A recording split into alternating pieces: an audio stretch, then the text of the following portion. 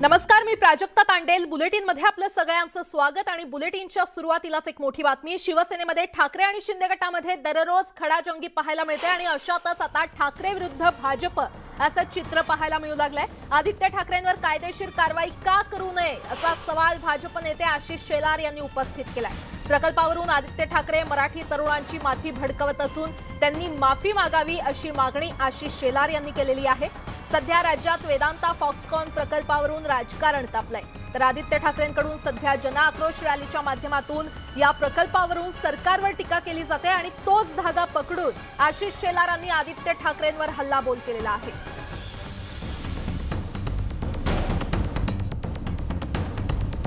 तर आशिष शेलार यांनी ट्विटच्या माध्यमातून नेमकं काय म्हटलेलं आहे आपण पाहूया.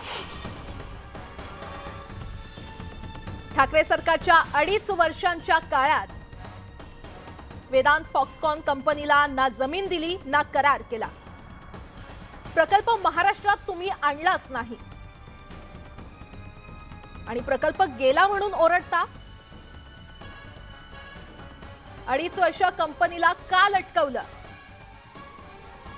या प्रकरणी खोटं बोलून मराठी तरुणांची माथी भडकवण्याचा प्रयत्न करणाऱ्या आदित्य ठाकरे यांनी महाराष्ट्राची माफी मागावी असं ट्विट आशिष शेलार यांनी केलेलं आहे. यावर अधिक बोलण्यासाठी आपल्यासोबत भाजपचे आमदार राम कदम जोडले गेलेले आहेत. कदम साहेब, आपलं न्यूज 18 लोकमतमध्ये स्वागत आहे. आशिष शेलारांनी ट्विट करून आदित्य ठाकरे हे तरुणांची माथी भडकवतायत असं म्हटलेलं आहे. आमचे नेते आणि मुंबईचे अध्यक्ष आशिष शेलारजी त्यांनी अतिशय सत्य कथन केलंय. कारण काल तळेगावमध्ये ज्या ठिकाणी आदित्यांची सभा झाली त्याच ठिकाणी आम्ही ठिय्या आंदोलन केलं आणि मग MIDCचे सगळे अधिकारी आले. त्यांनी लेखी स्वरूपात आम्हाला दिलं की कोणताही MOU, कोणताही करार, कोणतेही अग्रीमेंट वेदांता फॉक्सकॉन बरोबर त्या महाराष्ट्र विकास आघाडी सरकारनं केलेलं नाही. नंतर आम्ही त्यांना विचारणा केली की जागा दिली आहे का, तर जागाही दिलेली नाही. दिली असेल तर सर्वे नंबर सांगा. म्हणे जागाच दिली नाही तर अग्रीमेंटचा संबंध काय? साधा MOU सुद्धा आदित्यच्या सरकारनं केला नव्हता हे त्यांनी कागदावर लिहून दिलंय. ते ट्विट मी देखील केलेलं आहे. आता जर एवढं जर धादांत खोटं आदित्य बोलत असतील तर त्यांनी युवकांची माफी मागितलीच पाहिजे. कारण त्याच ठिकाणी जनआक्रोश सभा करत लोकांना खोटं सांगत महाराष्ट्रात फिरतायत की प्रकल्प गुजरातला गेला. गुजरातला का गेला? तुमच्या वसुली कार्यक्रमामुळे गेला? तुम्ही कमिशन मागितलं म्हणून गेला? तुमच्या निष्काळजीपणामुळे गेला? कशामुळे गेला? तुम्ही जर MOUच करणार नाही, कंपनी स्वतःहून म्हणते आम्हाला तळेगावची जागा पसंत आहे, कंपनी म्हणते आम्हाला महाराष्ट्रात प्रकल्प टाकायचा आहे, पण हे 24 तास वसुली आणि कमिशन मध्ये गुंतले असल्यामुळे त्यांना कंपनीकडे पाहायला वेळच दिला नाही यांनी आणि म्हणून कंपनी शेवटी नाईलाजानं गुजरातला गेली. तर स्वतःच्या अपयशाचं खापर आदित्य ठाकरेंना दुसऱ्यांवर फोडता येणार नाही. हा सूर्य आणि हा जयद्रथ इतकं सूर्यप्रकाशा इतकं ते पत्र स्पष्ट आहे. त्याच्यामुळे आता आदित्य ठाकरेंकडे माफी मागितल्याशिवाय पर्याय नाही. बरं, तुमचा मुद्दा लक्षात आला. धन्यवाद न्यूज 18 लोकमतशी संवाद साधण्यासाठी. आणि त्यातच आता महाराष्ट्र औद्योगिक विकास महामंडळाच्या पत्रातून एक मोठा खुलासा झालेला आहे. आशिष शेलारांनी त्यांच्या ट्विटमध्ये महाराष्ट्र औद्योगिक विकास महामंडळाचं पत्र शेअर केलेलं आहे. बघूयात या पत्रामध्ये नेमकं काय म्हटलंय. वेदांता फॉक्सकॉन सोबत MOU झालेला नाही. कंपनीला जागेचं वाटप झालेलं नाही. जागेचा सर्वे क्रमांक देऊ शकत नाही आणि अग्रीमेंट याबाबत देखील त्यामुळे माहिती देता येत नाही असं या पत्रात म्हटलेलं आहे. आता भाजपनं हा पुरावा सादर केल्यानंतर शिवसेना कोणता पुरावा सादर करणार हे पाहावं लागणार आहे.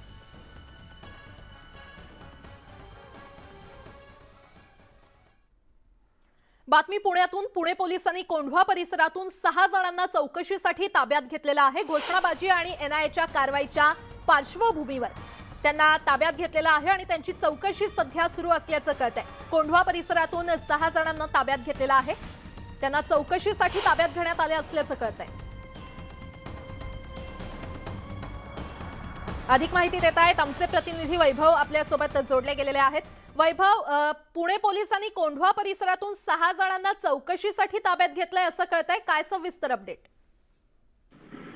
पुणे पोलिसांनी मोठी कारवाई जी आहे ती काल संध्याकाळपासून सुरू केली आणि एसडीपीआय संघटनांशी संबंध असलेल्या घेण्यात आलेलं आहे. कोंढवा परिसरात महत्वाचं म्हणजे एनआयएनं जी कारवाई केलेली होती ती आणि शनिवारच्या मोर्चामध्ये जी घोषणाबाजी करण्यात आलेली होती पाकिस्तानच्या समर्थनार्थ, त्या संदर्भामध्ये चौकशी करण्यासाठी या 6 जणांना ताब्यात घेतलं अशी माहिती आपल्याला पोलिसांकडून मिळते. नेमकं यांना अटक केली आहे की अजून करायची आहे या बाबतीमध्ये पोलीस खुलासा करू शकलेला नाही. मात्र या चौकशीसाठी 6 जणांना ताब्यात घेतलंय, ते अजूनही पोलिसांच्या ताब्यात आहेत. काल संध्याकाळपासून त्यांना ताब्यात घेण्यात आलेलं होतं आणि शक्यता आहे यापैकी काही जणांना पोलिसांकडून अटक केली जाऊ शकते. राज्यभरामध्ये आज सकाळपासूनच स्थानिक पोलिसांनी अनेक ठिकाणी पीएफआयच्या संदर्भातल्या कारवाया ज्या आहेत त्या केलेल्या होत्या. एनआयएनं ज्या 5 गुन्ह्यांच्या संदर्भात 2 दिवसांपूर्वी धाडी टाकलेल्या होत्या त्याच्या पार्श्वभूमीवरती स्थानिक पोलिसांकडून ही कारवाई जी आहे ती करण्यात आलेली आहे आणि आणखी काही जणांना चौकशीसाठी ताब्यात घेतलं जाण्याची शक्यता आहे अशी माहिती पोलिसांकडून देण्यात आली आहे.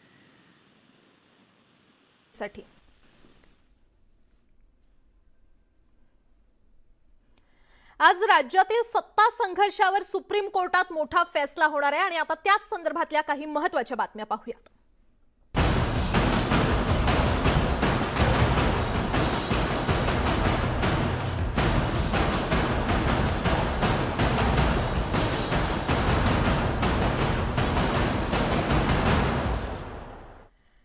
एकनाथ शिंदेंच्या बंडाळीमुळे शिवसेनेमध्ये फूट पडल्यानंतर राज्यात उद्भवलेल्या सत्ता संघर्षावर आज सर्वोच्च न्यायालयात सुनावणी होणार आहे. शिवसेना ठाकरे समर्थक आणि शिंदे समर्थकांकडून सर्वोच्च न्यायालयात विविध याचिका दाखल करण्यात आलेल्या आहेत आणि या याचिकांवर 5 न्यायमूर्तींच्या घटनापीठापुढे एकत्रित सुनावणी होणार आहे.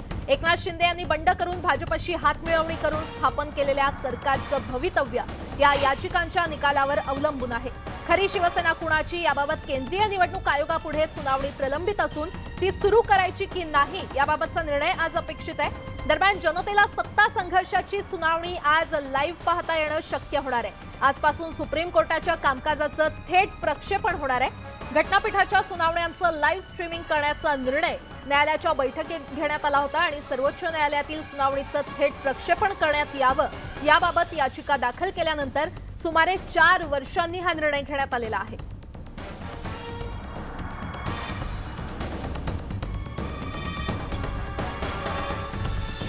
त्यामुळे आपण पाहतोय आज सत्ता संघर्षावर सुप्रीम कोर्टात मोठा फैसला होण्याची शक्यता आहे. घटनापीठापुढे याचिकांवर आज सुनावणी होणार आहे. 5 न्यायमूर्तींच्या घटनापीठापुढे आज सुनावणी होणार आहे. या क्षणाची अतिशय मोठी बातमी आपण पाहतोय आणि हे कोर्टाचं कामकाज थेट सामान्य नागरिकांना देखील आज पाहता येणार. शिवसेना ठाकरे समर्थक आणि शिंदे समर्थकांकडून सर्वोच्च न्यायालयात विविध याचिका दाखल करण्यात आलेल्या आहेत आणि या याचिकांवर 5 न्यायमूर्तींच्या घटनापीठापुढे एकत्रित सुनावणी होणार आहे. यावर पुण्यातून कायदेतज्ञ सुधाकर आव्हाड आपल्यासोबत जोडले गेलेले आहेत.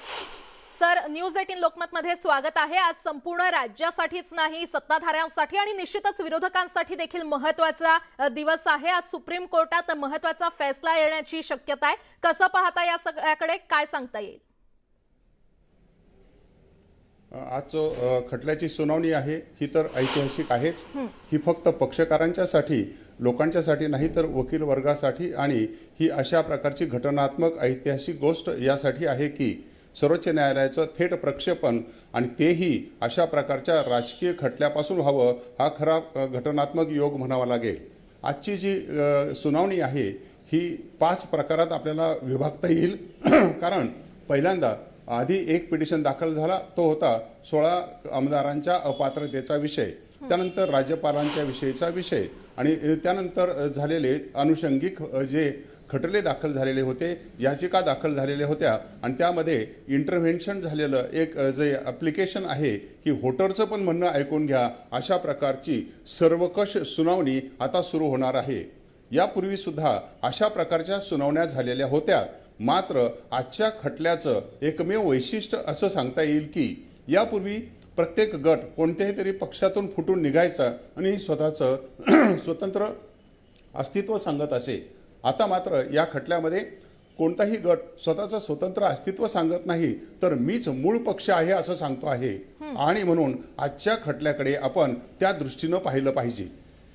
निश्चितच सुधाकरजी, मात्र या आधी देखील बराच युक्तिवाद झालेला आहे, त्यामुळे आजच्या सुनावणीमध्ये काही नवा युक्तिवाद होण्याची शक्यता आहे का?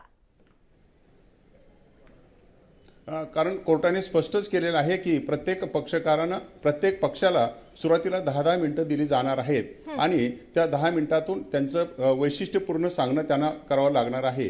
त्यानंतर यथावकाश कोर्ट प्रत्येक पक्षाला वकिलांना प्रश्न विचारतील आणि मग अनुषंगिक आणखी खुलासा केला जाईल. मात्र मला असं वाटतं पहिल्यांदा 16 आमदारांची जी पहिली याचिका दाखल झालेली होती अपात्रतेची, त्याची सुनावणी होईल. म्हणजे सुप्रीम कोर्टासमोर आज 5 प्रकारची चर्चा होण्याची शक्यता आहे. मात्र कोणताही निकाल लगेच अपेक्षित वाटत नाही. कारण यासाठी प्रथम जो मुद्दा आहे तो पहिली याचिका 16 आमदारांची अपात्रता, त्याच्यातील घटनात्मक विश्लेषण, त्यासाठी असणारं 10वं शेड्यूल, याची आता सर्वकष चर्चा होणार आहे. खरं पाहता 10वं शेड्यूल लागतं का लागत नाही ही याच्यानं सुरुवात होईल असं वाटतं आहे. कारण 10वं शेड्यूल जेव्हा लागतं की जेव्हा एखादा गट फुटून वेगळा निर्माण होतो आणि कशात तरी विलीन होतो. इथे मात्र शिंदे गटाने सुरुवातीपासून कथन केलेलं आहे की आम्ही फुटलेलो नाहीत, आम्ही कशात विलीन होणार नाही, आम्ही भाजपमध्ये जाणार नाही अथवा अन्य पक्षात जाणार नाही, आमचीच शिवसेना खरी आहे. याच्यावरती पहिलं विचारमंथन होईल, जे याच्या आधी सर्वोच्च न्यायालयासमोर कोणत्याही खटल्यात झालेलं नव्हतं. त्याचप्रमाणे माननीय राज्यपालांचे जे अधिकार आहेत त्याच्या संबंधाने आता पूर्ण चर्चा होईल. घटनेतील कलम 163, कलम 164 आणि 174 याची आज पूर्णपणे सुनावणीच्या दरम्यान चर्चा होईल. एवढंच कशाला, हंगामी राज्यपाल श्री झिरवळ साहेब यांच्या बाबतीतलं कलम 180, 181 संबंधाने आज पूर्ण चर्चा होण्याची शक्यता आहे. झिरवळ साहेब अपात्र होते काय, 16 आमदार अपात्र होते काय, त्याप्रमाणेच आता राज्यपालांची कृती ही कायदेशीर होती काय, या सर्वांचा पहिल्यांदा चर्चेत सहभाग होईल. म्हणजेच थोडक्यात ती जी अरुणाचल प्रदेशची केस होती, ज्याच्यामध्ये रेबियाच्या केसमध्ये 5 जणांच्या घटनापीठानं हा मुद्दा न्यायनिर्णयित केलेला होता. एवढंच कशाला, आपल्याला आठवत असेल आपल्याच माध्यमातून असं पूर्वी आम्ही सांगत होतो की घड्याळाचे काटे उलटे फिरू शकतात आणि घड्याळाचे काटे उलटे फिरण्याची प्रक्रिया अरुणाचल प्रदेशमध्ये झालेली होती. आज आपल्याला बघायचं आहे घड्याळाचे काटे खरंच उलटे फिरून पुन्हा झिरवळ साहेबांच्यापर्यंत आपण पोहोचणार आहोत काय, हाही एक चर्चेचा मुद्दा असणार आहे. यासोबतच आता जे केंद्रीय निवडणूक आयोगाकडे उभय पक्षांनी आपापली बाजू मांडलेली आहे त्याचाही आता चर्चेत मुद्दा येणार आहे. आज माननीय सर्वोच्च न्यायालय आता निवडणूक आयोगाला हिरवा कंदील दाखवणार आहे काय, त्यांच्यासमोर ज्या याचिका प्रलंबित आहेत त्याच्यावर निर्णय घ्यायला मुभा देणार आहे काय, हाही खरा या बाबतीत कळीचा मुद्दा आहे. जर का माननीय सर्वोच्च न्यायालयाने आज निवडणूक आयोगाला अशी मुभा दिली तर मग मात्र जी पक्षाची चिन्ह बाबतीतला 1968 सालचा जो कायदा आहे त्याचं विश्लेषणही करण्यात येईल. आणि मग जर का हा चेंडू केंद्रीय निवडणूक आयोगाच्या कोर्टात पाठवण्यात आला तर मग मात्र त्या प्रकरणाला वेगळी दिशा मिळू शकते. सर्वोच्च न्यायालयासमोर इतक्या गोंधळाची परिस्थिती आज सर्व पक्षांनी निर्माण करून ठेवलेली आहे की नेमकं हे प्रकरण कोणत्या दिशेनं जाणार आहे हे आज कोर्ट उठता किंवा कोर्ट संपता ठरण्याची अपेक्षा आहे. मात्र जाणकारांना असं वाटतं आहे की आज लगेच कोणताही निर्णय अपेक्षित नाही. एवढंच कशाला, अरुणाचल प्रदेशाचा जो निकाल झालेला होता त्या बाबतीत 5 जणांचं खंडपीठ स्थापन झालेलं होतं. असंही अपेक्षित आहे की एखाद्या वेळेस त्यापेक्षा मोठ्या खंडपीठाची निर्मिती आवश्यक आहे काय, हाही मुद्दा चर्चेत येईल. या अनुषंगानं सांगावंसं वाटतं की खरं पाहता आजपर्यंत पक्षांच्याच बाबतीत याचिका होत होत्या. कोणत्याही खटल्यामध्ये अशा प्रकारच्या निवडणुकीच्या संबंधाने व्होटर्स किंवा मतदार यांच्या वतीनं कोणीच बाजू मांडण्याचा प्रसंग आलेला नव्हता. प्रथमतःच या खटल्यामध्ये इंटरव्हेन्शन ॲप्लिकेशन दाखल झालेलं आहे आणि पुण्यातीलच चौधरी नावाच्या सदग्रस्ताने अशा प्रकारचं एक इंटरव्हेन्शन ॲप्लिकेशन दाखल केलेलं आहे आणि आता तो ॲप्लिकेशनसुद्धा आज चौकशीला येण्याची शक्यता आहे. खरोखरच राजकीय पक्षाच्या त्यांच्या आपसातल्या रणधुमाळीमध्ये एखाद्या मतदाराला किंवा संपूर्ण मतदाराला आपली बाजू मांडता येईल काय, जर का राजकीय पक्ष किंवा आमदार हे ठराविक लोकांच्याकडनं निवडून गेलेले असतील, त्यांनी त्यांना ठराविक चिन्हावरती निवडून दिलं असेल, तर आता निवडून आल्यानंतर त्यांना मतदारांशी प्रतारणा करता येईल काय, हाही मुद्दा चर्चेस येण्याची शक्यता आहे. आणि मला वाटतं ह्या खटल्याचं तेही वैशिष्ट्य असू शकतं. निश्चितच. आता हे प्रकरण नेमकं कोणत्या दिशेनं जातं याचा फैसला आज येण्याची शक्यता आहे. सर, तुम्ही राहत सोबत, तुमच्याकडून आणखीन काही मुद्दे जाणून घ्यायचे आहेत. मात्र आमचे प्रतिनिधी प्रशांत लीला रामदास देखील आपल्यासोबत जोडले गेलेले आहेत. प्रशांत, आज राज्यासाठी, राज्यातील जनतेसाठी, सत्ताधाऱ्यांसाठी आणि निश्चितच विरोधकांसाठी देखील महत्त्वाचा दिवस आहे. आज महत्त्वाचा फैसला येण्याची शक्यता आहे. बरोबर. आज अतिशय महत्त्वाचा फैसला येण्याची शक्यता आहे. सत्ता संघर्ष आहे महाराष्ट्रातल्या, आणि महाराष्ट्रातल्या सत्ता संघर्षासंदर्भात एक अंतिम निर्णय, आज दिशानिर्देश येण्याची शक्यता आहे. आज काय होऊ शकतं कोर्टात, हे याचे सांगण्यासाठी माझ्यासोबत राज पाटील ॲडव्होकेट आहे सुप्रीम कोर्टातले, त्यांच्याशी थेट चर्चा करण्याचा प्रयत्न करूया. सर, आज सुप्रीम कोर्टात काय होईल? माननीय सर्वोच्च न्यायालयाच्या घटनापीठापुढे आज हे मॅटर स्पेशली 2 आहे करता लिस्ट झालेलं आहे. त्यात ते इलेक्शन कमिशनच्या संदर्भात जे 2 आहे त्यावरच आज निर्णय येण्याची पूर्ण शक्यता आहे. बाकीचं म्हणजे मागच्या हिअरिंगमध्ये हे 2च आहेसाठी स्पेशली हे 27 तारखेकरता ठेवण्यात आलं होतं, कारण की कॉन्स्टिट्यूशन बेंच आज बसणार होतं. त्यामुळं 27 तारखेला हे लिस्ट झालं होतं आणि 30 तारखेच्या नंतर माननीय सर्वोच्च न्यायालयाला सुट्ट्या लागणार आहे दसऱ्याच्या व्हॅकेशनच्या. त्यामुळं हे 27 तारखेला लिस्ट झालं होतं. माननीय एकनाथ शिंदे यांच्याकडून हे मागणी करण्यात आली होती की इलेक्शन कमिशनची जी प्रोसिडिंग आहे ती चालू ठेवावी. ज्या विधानसभेच्या पोटनिवडणूक अंधेरीपूर्वची लागलेली आहे त्या संदर्भात त्यांनी आणखी मागणी केली होती आयमध्ये. आणि दुसऱ्या म्हणजे महानगरपालिकेच्या येणाऱ्या इलेक्शन असू द्यात किंवा स्थानिक स्वराज्य संस्थेच्या इलेक्शन असू द्यात, त्यांना किंवा दोन्ही गटाला पक्षचिन्ह कोणाचं असेल याकडे प्रत्येक व्यक्तीचं लक्ष लागलेलं आहेच आहे. पण दोन्ही गटांनी पक्षचिन्हावर क्लेम केलेलं आहे. त्यामुळं हे सर्वोच्च न्यायालयाला डिसाईड करावं लागेल की हे पक्षचिन्ह कोणच्याकडे जाणार. आणि दुसरी महत्त्वाची गोष्ट अशी की प्रोसिडिंग जर इलेक्शन कमिशनमध्ये सुरू राहिली त्यावर निर्णय येऊ शकतो.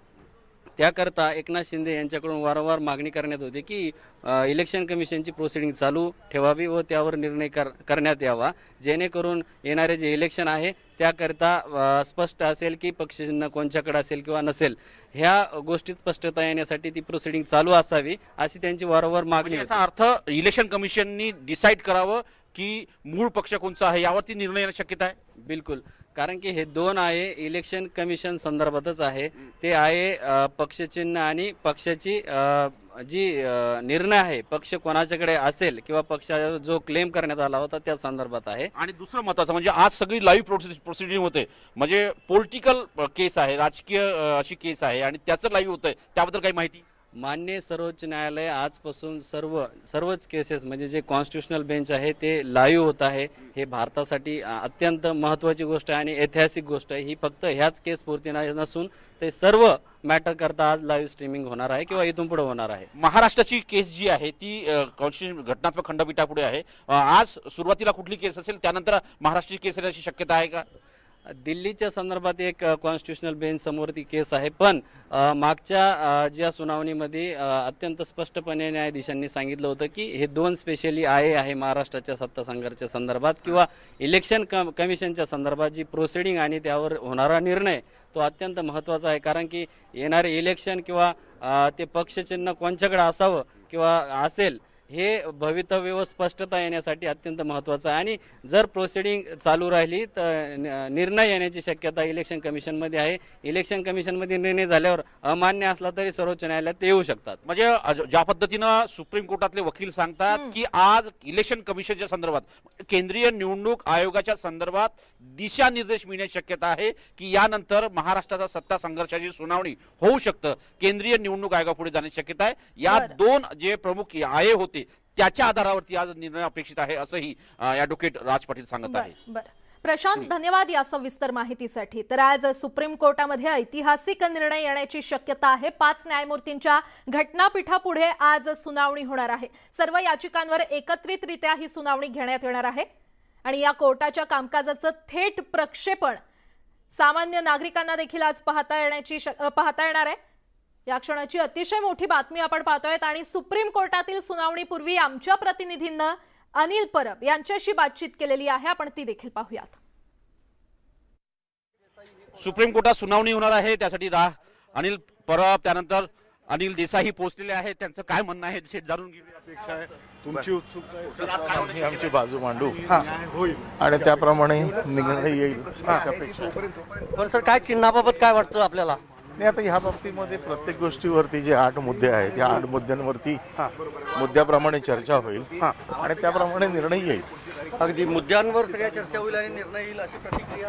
मुद्द्यांवरती चर्चा होईल. अनिल देसाई देखील पोहोचत आहे आणि सगळं जर बघितलं ज्या पद्धतीनं माहिती मिळते की अनिल देसाईंसोबत अनिल परब आहे, सुभाष देसाई आहे आणि त्यानंतर अरविंद सावंत देखील येणार आहे आणि याच सुप्रीम कोर्टामध्ये हे सुनावणी होणार आहे, ज्यामध्ये लाईव्ह स्ट्रीमिंग देखील होणार असल्याची माहिती पुढे आलेली आहे. त्या पद्धतीसाठी त्या सोशल मीडियाच्या लिंक देखील जारी करण्यात आलेल्या आहे. अत्यंत महत्त्वाचं आहे, सुनावणीच्या पूर्वी अनिल देसाई, अनिल परब हे पोहोचलेले आहेत. थोड्या वेळात सुभाष देसाई देखील पोहोचतील अशी शक्यता व्यक्त केली जात आहे. नवी दिल्लीहून व्हिडिओ जर्नलिस्ट भट्टाचार्यसह प्रशांत रामदास, न्यूज 18 लोकमत. तर राज्यातील सत्ता संघर्षावर सुप्रीम कोर्टात आज महत्त्वाचा निर्णय येण्याची शक्यता आहे आणि यावरच अधिक विश्लेषण करण्यासाठी सध्या आपल्यासोबत कायदेतज्ञ गिरीश राव जोडले गेलेले आहेत न्यूज 18 लोकमतच्या स्टुडिओमधून. गिरीश सर, सगळ्यात आधी न्यूज 18 लोकमतमध्ये आपलं स्वागत आहे. आज खरं तर महत्त्वाचा आणि ऐतिहासिक निर्णय येण्याची शक्यता आहे. कसं पाहता या सुनावणीकडे? आज कुठल्याही प्रकारचा निर्णय येण्याची शक्यता नाही आहे, कारण त्यांना 10 मुद्दे जे रेफर केले कॉन्स्टिट्यूशन बेंचला, त्या 10 मुद्द्यावर असं इमिडिएटली काही निर्णय होणार नाही आहेत. त्याच्यासाठी आपल्याला एक ॲटलिस्ट 2 ते 3 महिने वाट पाहायला लागेल. पण एक महत्त्वाचा मुद्दा आता येतो आहे की अर्जंट त्याच्यावरती निर्णय पाहिजे दोन्ही पक्षाला, शिंदे ग्रुपला आणि उद्धव ठाकरे ग्रुपला. तो सिम्बॉलवरती, तो सिम्बॉलचा जो प्रश्न आहे तो फक्त इलेक्शन कमिशनच डिसाईड करू शकतो. पण त्याच्यावरती पण हे 10 मुद्देमधला जर 10वा मुद्दा, शेवटचा मुद्दा आहे, तो इलेक्शन कमिशनचा पॉवर स्प्लिट झाल्यावरती काय असणार, हाही मुद्दा ह्या खंडपीठाकडे रेफर केलेला आहे. त्याच्यामुळे मला आज इमिडिएट रिलीफ मला वाटत नाही कुठल्याही मुद्द्यावरती हे सुप्रीम कोर्ट देईल. त्याच्यासाठी विल हॅव टू म्हणजे आपल्याला वेळ थांबायला लागेल त्याच्यासाठी. आणि समजा जरी सुप्रीम कोर्टाला काही वाटलं की ह्या मुद्दा आता अर्जंटली काहीतरी डिसाईड करायला पाहिजे, तरी पण त्यांना तो जो मुद्दा आहे आपला सिम्बॉलचा मुद्दा फक्त इलेक्शन कमिशन डिसाईड करू शकतो. पण त्यासाठी कदाचित ते सांगू शकेल की इन द मीन टाईम तुम्ही ह्या सगळी तयारी करा, तुम्ही ह्याच्यावरती हिअरिंग करा आणि नंतर निर्णय घ्या, पण निर्णय तुम्ही इम्प्लिमेंट करू नका, असंही काही सांगू शकतील. आपल्याला कळणार नाही आता काय त्यांच्या मनात चाललं आहे. पण नॉर्मली असं एक करू शकतात की तुम्ही निर्णय घ्या पण तो निर्णय इम्प्लिमेंट करू नका. कारण दोघेही आज काय शिंदे ग्रुप सांगतोय की हा आमचा सिम्बॉल आहे आणि पार्टी पण आमची आहे. उद्धव ठाकरे ग्रुप पण सांगतोय की पार्टी पण आमची आणि सिम्बॉल पण आमचा आहे. तर हा निर्णय फक्त इलेक्शन कमिशन घेऊ शकतात. आणि पण असं स्प्लिट झाल्यावरती काय करायचं हा पॉईंट ऑफ रेफरन्स खंडपीठाकडे आहे. त्याच्यामुळे आज ह्याच्यावरती मला वाटत नाही की काय निर्णय होऊ शकतील. फक्त मॅक्झिमम निर्णय जर झाला तर ते सांगू शकतात की इलेक्शन कमिशनला तुम्ही ऐका आणि डिसाईड केला, पण डिसाईड केल्यानंतर इम्प्लिमेंट करू नका जे काय, असं मला वाटतं एक संस्कृतदर्शी. पुण्यातून कायदेतज्ञ सुधाकर आव्हाड हे देखील आपल्यासोबत पुन्हा एकदा जोडले गेलेले आहेत. सुधाकर सर, तुमच्याकडे येते. खरं तर आमदारांना अपात्र करण्याबाबत देखील याचिका दाखल आहे. त्यामुळे जर या याचिकेवर सुनावणी करताना सुप्रीम कोर्ट नेमके काय काय मुद्दे लक्षात घेऊ शकतं आणि निरीक्षण नोंदवू शकतं, याबाबत काय सांगता येईल? खरं पाहता तोच पहिला पिटिशन होता की जेव्हा विधानसभेसमोर प्रश्न उपस्थित झाला की हे 16 आमदारांनी पक्षांतर केल्याबद्दल 10व्या शेड्यूलप्रमाणे ते अपात्र झालेले आहेत काय, जेव्हा हा मुद्दा चौकशीला येण्याची शक्यता होती, त्याच्या विरुद्ध हा पिटिशन किंवा याचिका दाखल करण्यात आलेली होती. आपल्या राज्यघटनेतील जे कलम आहे 181, त्यामध्ये जर का हंगामी अध्यक्ष किंवा अध्यक्ष हे अपात्र असतील तर त्यांनी त्या दिवशी अशा कार्यकालामध्ये तो निर्णय चर्चेला घेऊ नये असं सांगण्यात आलेलं होतं. परंतु माननीय झिरवळ साहेब हे अपात्र आहेत किंवा नाहीत या संबंधाने कुठलाही ठोस पुरावा आपल्यासमोर येत नाही. कारण त्या संबंधाने फक्त एक ईमेल आलेला होता आणि तो ईमेलसुद्धा प्रॉपर ID वरनं आलेला नव्हता. म्हणजे तिथे कोणताही रिझोल्युशन अंडर कन्सिडरेशन नव्हता. असं असेल तर माननीय झिरवळ साहेब हे अपात्र नाहीत असंच आपल्याला म्हणावं लागेल. आणि ते अपात्र नाहीत असं जर का एकदा ठरलं तर मग ही सगळी प्रक्रिया विधानसभेसमोरच पूर्ण व्हायला पाहिजे होते का, असाही मुद्दा उपस्थित होईल. म्हणजे थोडक्यात आता पहिल्याच दिवशी ह्या 16 आमदारांच्या अपात्रतेचा निर्णय होत असतानाच माननीय झिरवळ साहेबांची जी अपात्रता होती त्याचाही निर्णय होण्याची शक्यता आहे. आणि त्यासोबतच राज्यपालांनी जो फ्लोअर टेस्टचा जो आदेश दिलेला होता तोही बरोबर आहे काय याचीही तपासणी केली जाईल. हे एकीकडे तपासत असताना खरोखरच मुद्दा आज उपस्थित होणार आहे तो म्हणजे आता इलेक्शन कमिशनकडे चालू असलेली कारवाई थांबवायची का थांबवायची नाही. आणि माननीय सर्वोच्च न्यायालयाने यापूर्वी अनेकदा स्पष्ट केलेलं आहे की हे अशा प्रकारचे खटले विशेष करून 1968 सालच्या त्या कायद्याप्रमाणे किंवा अधिनियमाप्रमाणे विशेष करून त्यातल्या प्यारा किंवा कलम 15 अन्वये असे खटले फक्त आणि फक्त निवडणूक आयोगाने चालवायचे असतात. त्यात सुप्रीम कोर्टाला दखल घेता येणार नाही असंही माननीय सर्वोच्च न्यायालयाने स्पष्ट केलेलं आहे. फक्त मुद्दा इतकाच आहे की आता केंद्रीय निवडणूक आयोगाने या बाबतीत पुढील पावलं उचलावीत काय आणि त्याची कारवाई करावी काय याचेही निर्देश सुप्रीम कोर्टाकडनं अपेक्षित आहेत. म्हणजे खरं तर असं वाटतं आहे की आणि यातल्या तज्ज्ञांचं असं मत आहे की निवडणूक आयोगच या बाबतीत पुढचे निर्णय घेऊ शकेल आणि चिन्हाविषयीच्या गोष्टी ठरवू शकेल. बरं, सुधाकर सर आणि गिरीश सर, तुम्हा दोघांचेही मुद्दे खरं तर लक्षात घ्यायचे आहेत. अगदी सोप्या भाषेत तुम्ही समजवतायत. या बातमीवर आपण लक्ष ठेवून असणारच आहोत. दोन्ही कायदे तज्ज्ञांचं मार्गदर्शन आणि त्यांचं विश्लेषण ऐकून घेणार आहोत. मात्र तुर्तास एक छोटासा ब्रेक घेतोय. पाहत रहा न्यूज 18 लोकमत.